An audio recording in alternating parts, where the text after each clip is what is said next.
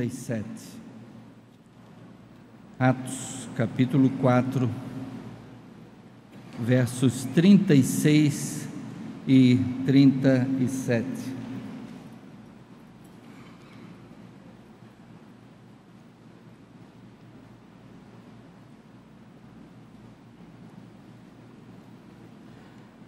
E assim lemos nesse texto. Então José, cognominado pelos apóstolos Barnabé, que traduzido é filho da consolação, levita, natural de Chipre, como tivesse um campo, vendendo-o, trouxe o preço e o depositou aos pés dos apóstolos.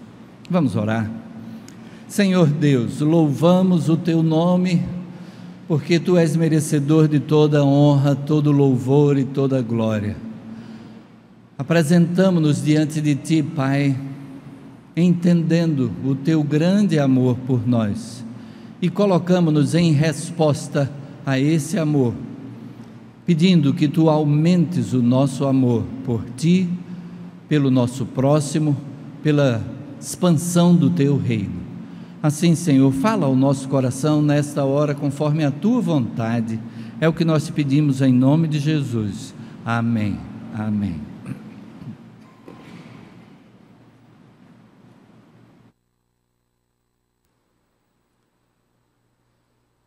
Nós estamos desenvolvendo uma série ao longo deste mês de janeiro a respeito da nossa necessidade de conexão com Deus, de que a nossa vida deve estar em permanente ligação com Ele. Temos estudado a experiência de servos de Deus no passado e do resultado dessa conexão com Deus, de que maneira Deus se revelou a eles, de que maneira Deus falou ao coração deles, de que maneira Deus trouxe aquilo de que eles precisavam para momentos específicos de vida e de ministério.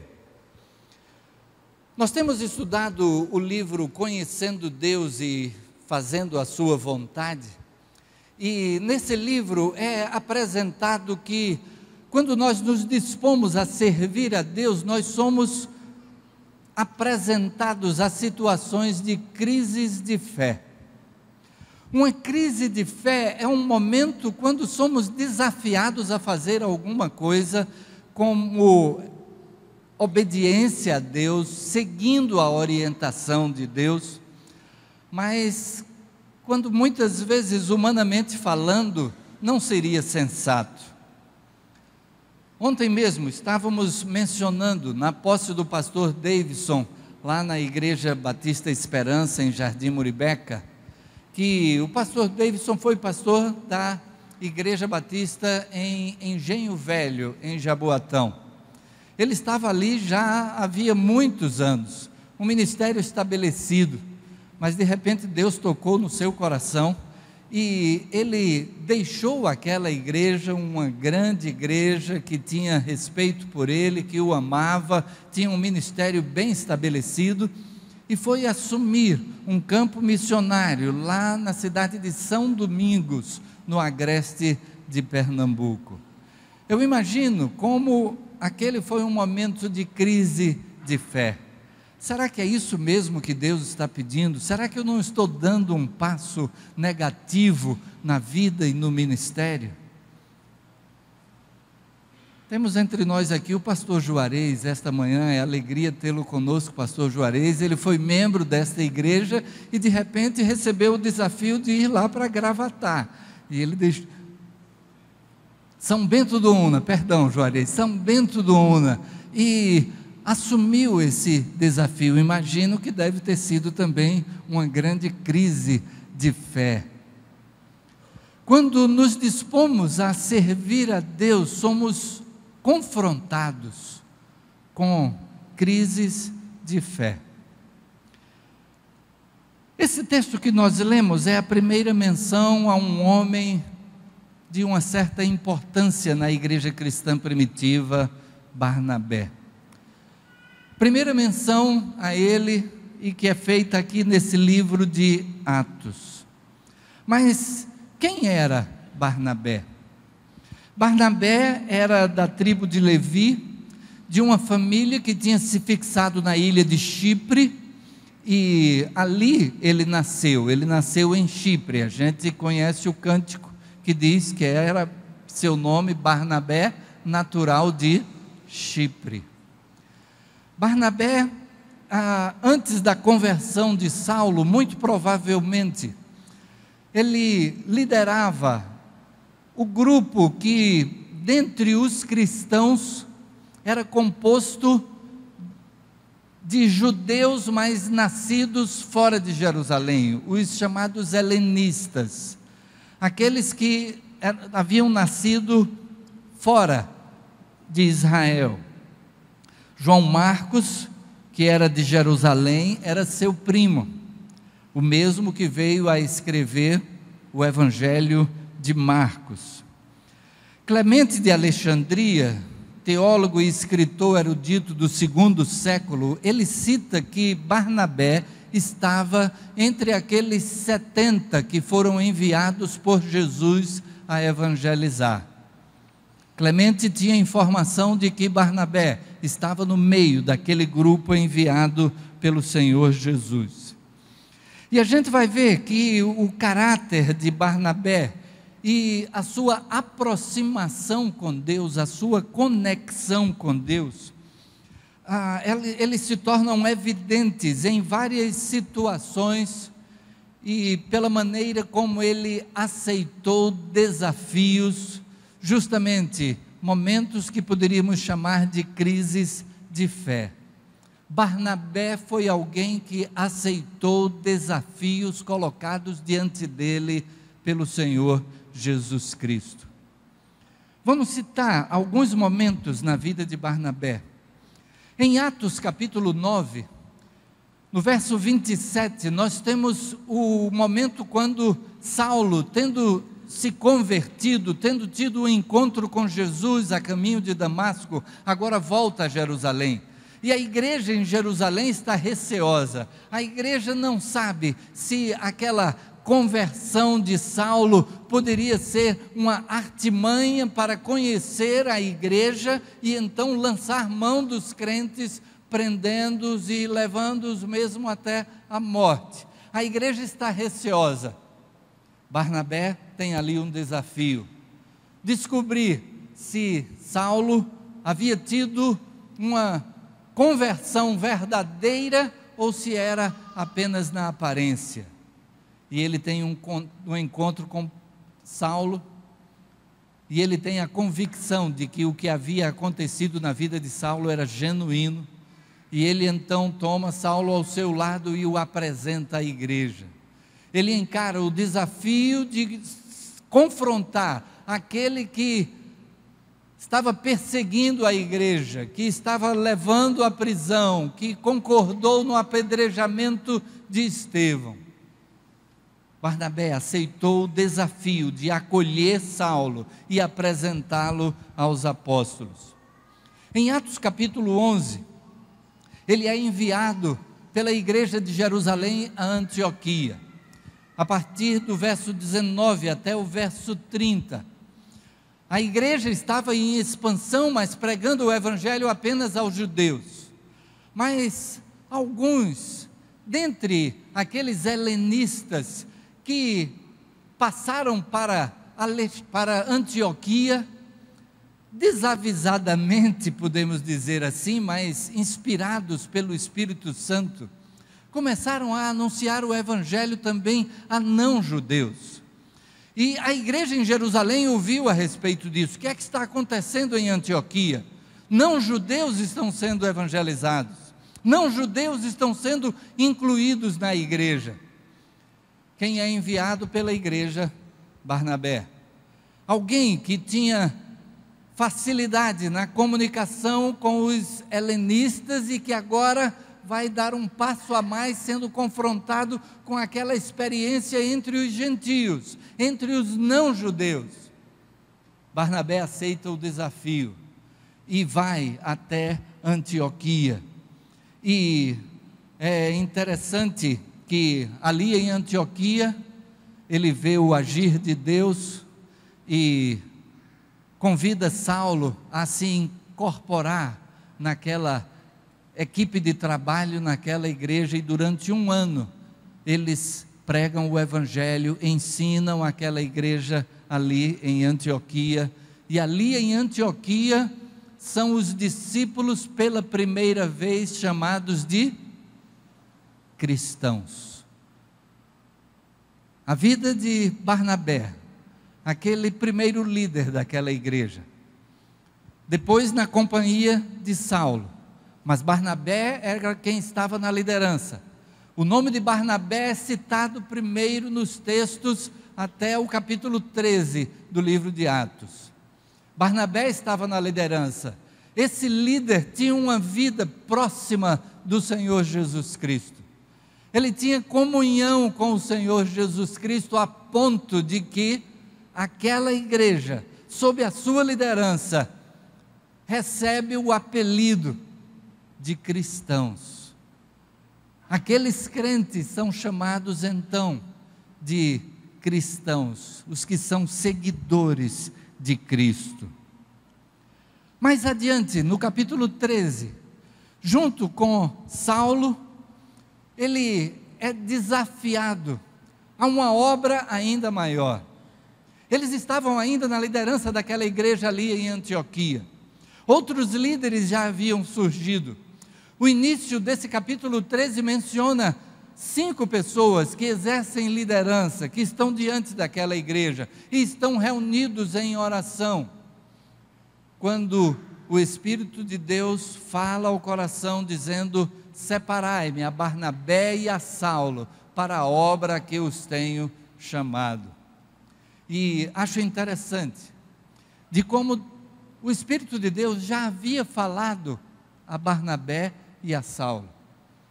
O texto bíblico diz para a obra, não a obra a que os estou chamando, a que os chamo a partir de agora, mas o texto bíblico diz a obra a que os tenho chamado. O meu entendimento é de que no coração de Barnabé e de Saulo já ardia o interesse na evangelização de outras nações. O evangelho começou sendo pregado somente aos judeus, de repente Antioquia é berço da pregação do evangelho aos gentios. Embora desde o capítulo 10, Pedro já havia sido enviado a Cornélio, na cidade de Cesareia, e ali tinha pregado o evangelho. A igreja em Jerusalém já tinha a confirmação pelo agir do Espírito Santo ali em Cesareia, de que esta mensagem estava aberta também, a não-judeus, mas isso não tinha se tornado uma prática. Na igreja de Antioquia, esses 2 líderes experimentam o que era a transformação que estava ocorrendo naquelas vidas. O texto bíblico diz que Barnabé viu o agir de Deus ali, a graça de Deus se manifestando naquela igreja. E imagino como no coração de Barnabé e de Saulo, o interesse na proclamação do evangelho a outras nações. Eles poderiam pensar, até mesmo, porque o apóstolo, que ainda chamado de Saulo, nessa ocasião, Saulo, seu nome judaico, Paulo, seu nome grego, e que era um costume judaico àquela época. E então Saulo, que também chamado Paulo, os dois, e Paulo sendo de Tarso. Tarso era na Cilícia, e eles têm um interesse já em evangelizar aquelas regiões. Barnabé era de Chipre, Saulo era da Cilícia, e a gente vai ver que a primeira viagem missionária vai justamente começando por Chipre e depois chegando naquela região de Cilícia e Galácia. Eles tinham o pensamento voltado para outros povos a partir do seu próprio povo de nascimento. a obra a que os tenho chamado. Barnabé, junto com Saulo, aceitam o desafio colocado diante deles da parte de Deus. Mas chega um momento em que há um passo diferenciado na vida de Barnabé. Já tenho mencionado que Barnabé é que estava na liderança. E então, até mesmo nesse texto, no capítulo 13, quando o Espírito fala aquela liderança ali em Antioquia, o texto diz: separai-me a Barnabé e a Saulo para a obra a que os tenho chamado. A partir desse início da viagem missionária, desta primeira viagem missionária, a gente vai ver Paulo se destacando. Ele é que toma a palavra, ele é que toma as iniciativas. E a partir então daqui desse capítulo 13, um pouco mais adiante no capítulo, nós vamos ver que a menção agora passa a ser Paulo e Barnabé. Não mais Barnabé e Saulo, mas Paulo e Barnabé. Barnabé entendeu o momento de transferir a liderança. Ele não teve o desejo de manter o controle, de que ele é que estava com a incumbência de dirigir aquela viagem missionária, mas ele passa o bastão, ele entrega a liderança a Paulo, e continua como companheiro de Paulo naquela viagem o tempo todo. E a gente vai ver que eles estão juntos, e eles vão a Jerusalém juntos, e voltam juntos, e até que chega agora um momento diferenciado. O momento diferenciado é porque agora ele e Paulo enfrentam também uma crise interna. Mas faz parte de mais uma crise de fé enfrentada por Barnabé. João Marcos havia acompanhado os dois na primeira viagem missionária, mas em determinado ponto, quando chegam a Perge, João Marcos volta a Jerusalém. Talvez João Marcos, sendo ainda muito jovem, viu aquela viagem como uma carga muito pesada, e ele disse: eu não vou adiante, eu vou voltar a Jerusalém. João Marcos tinha sido discípulo de Pedro. João Marcos havia aprendido com Pedro a respeito de Jesus Cristo, ao ponto de que conhecemos o Evangelho de Marcos. Ele registrou ali tudo aquilo que ele aprendeu com Pedro sobre a vida e ministério de Jesus. Imagine uma pessoa dessa ao lado de quem está pregando o Evangelho, evangelizando, as pessoas se convertem, precisam aprender de Jesus. João Marcos era esse instrumento que ia dando suporte, ia orientando a respeito do que Jesus ensinou, cumprindo com aquilo que o Senhor Jesus deixou na chamada grande comissão, quando Jesus diz: ide, fazei discípulos de todas as nações, batizando-os em nome do Pai, do Filho e do Espírito Santo, ensinando-os a observar todas as coisas que eu vos tenho mandado, e eis que estou convosco todos os dias até a consumação do século. João Marcos era um elemento importante nesse aspecto, de ensinar a aplicar na vida o que Jesus mandou. Mas João Marcos então desistiu na metade da viagem.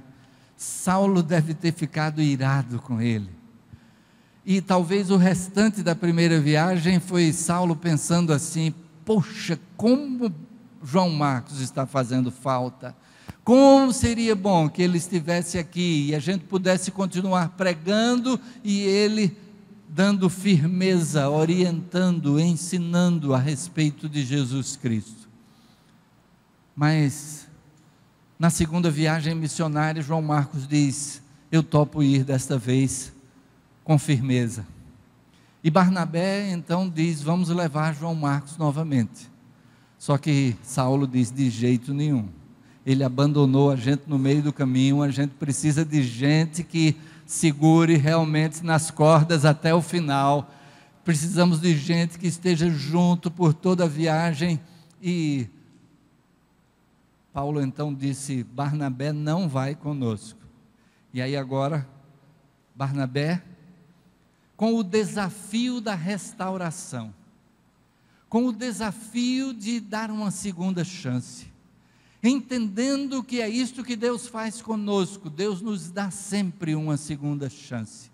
E ele querendo ser instrumento de Deus na vida de João Marcos para esta restauração. Mas Paulo estava intransigente. Paulo disse: de jeito nenhum. Então Barnabé disse: ok, Paulo, então você vai com uma equipe para um lado, eu vou com João Marcos para outro lado. E mais uma vez eles voltam à ilha de Chipre, enquanto Paulo, juntamente com Silas, seguem para a região da Cilícia e da Galácia, confirmando as igrejas. O desafio agora foi o desafio da restauração. É interessante notar que esse desafio de alto custo que provocou esta separação, mas que, se pensarmos na necessidade do reino, agora havia duas equipes missionárias em atuação. Deus transformou o que foi uma desavença numa multiplicação de alcance. Mas a gente vai ver que aquele investimento de Barnabé teve um resultado positivo.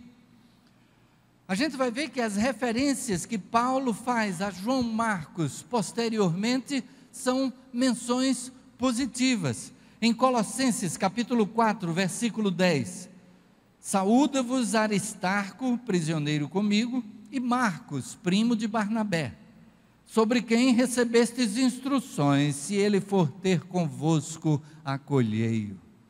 Marcos estava junto com Paulo novamente, e Paulo ainda recomenda ali aquela igreja em Colossos, dizendo: se ele for ter convosco, acolham a esse homem de valor. Filemão, capítulo 1, verso 24, diz: Marcos, Aristarco, Demas e Lucas, meus cooperadores. Marcos agora é chamado por Paulo como um dos seus cooperadores. E na segunda carta a Timóteo, no final da sua vida, capítulo 4, verso 11, ele diz: somente Lucas está comigo, toma contigo Marcos e traze-o, pois me é útil para o ministério. Louvado seja Deus pela vida de Barnabé, na vida de João Marcos. E a gente vai ver também que a própria menção a Barnabé aponta na direção de que não ficou resquício daquela desavença, daquela indisposição entre eles. Tudo que nós conhecemos a respeito de Barnabé está aqui no livro de Atos. Quem escreveu o livro de Atos? Lucas. Lucas vem a ter um contato com Paulo na segunda viagem missionária. Ali, no próprio capítulo 16, a gente vai ter o momento em que a narrativa de Lucas muda de pessoa. Até ali a narrativa dizia: eles foram, viajaram, falaram. A partir da metade do capítulo 16, na cidade de Troade, a gente tem Lucas se incorporando à equipe missionária e ele passa a dizer: fomos. Imediatamente partimos para a Macedônia, entendendo que Deus nos estava chamando para aquele lugar. Lucas tem contato com Paulo então na segunda viagem missionária. E é Lucas que faz todas essas referências que nós citamos a respeito de Barnabé. O que quer dizer que aquilo que ele pôde apreender de Paulo sobre a pessoa de Barnabé é que nos transmite tudo isto de positivo na sua vida. Houve uma diferença de posição, mas Paulo continuou respeitando Barnabé por quem ele era. Barnabé foi importante na vida de Paulo. Barnabé foi que trouxe Paulo para o seu lado, não apenas naquela ocasião em Jerusalém para apresentá-lo à igreja, mas Barnabé caminhou ao seu lado. Paulo foi discípulo de Barnabé, e então podemos dizer que o ministério de Paulo teve uma forte influência desse homem chamado Barnabé. As conexões com Deus nos trazem desafios, ou a nossa conexão com Deus nos traz desafios. Quando nos dispomos a nos colocar na presença de Deus, nas mãos de Deus, para a realização daquilo que Ele tem para a nossa vida, isso vai nos apresentar desafios, vai nos apresentar crises de fé, mas podemos ter certeza de que quando Deus é que está nos chamando, Ele dá as condições. Barnabé, levita, natural de Chipre, está em Jerusalém, tem o contato com o Senhor Jesus Cristo. O Senhor Jesus, segundo a citação feita, o envia com os 70 a evangelizar, a pregar o reino de Deus. Depois a gente vai encontrar esse mesmo Barnabé como liderança, a quem é confiada a missão de ir a Antioquia, de assumir ali a liderança daquela igreja. E o alcance da vida de Barnabé vai se multiplicando. Jerusalém, Antioquia, viagens missionárias, pregando o evangelho no mundo. Quais os desafios que Deus tem colocado diante de nós? O que é que nós podemos ter como crise de fé para responder àquilo que Deus nos chama, a que Deus nos chama? Como é que podemos crer e nos colocar como instrumentos de Deus para a realização daquilo que Ele tem para cada um de nós? Barnabé foi alguém que aceitou os desafios. Ele estava próximo de Deus suficientemente para entender que Deus daria as condições. E Deus deu as condições.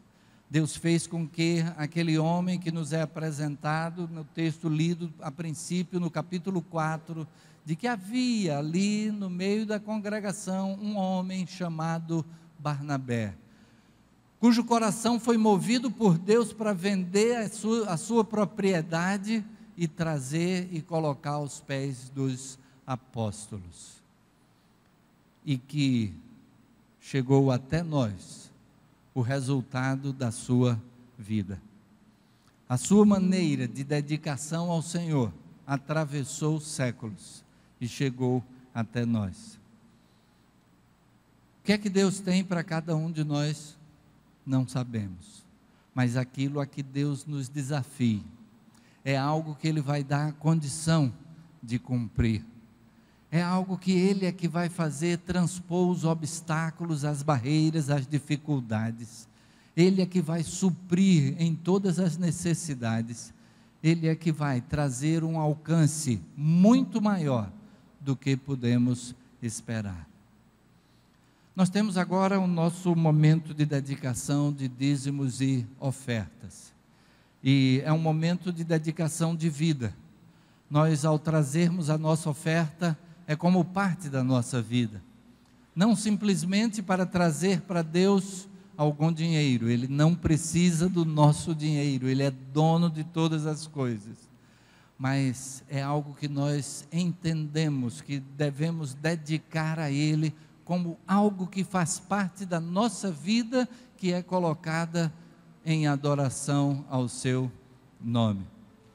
E enquanto será feito o recolhimento de dízimos e ofertas, estaremos cantando exatamente aquele cântico que fala a respeito de Barnabé.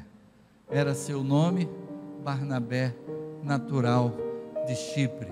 Vamos fazer a leitura do texto de Atos capítulo 11, versos 22 e 24. Leiamos juntos.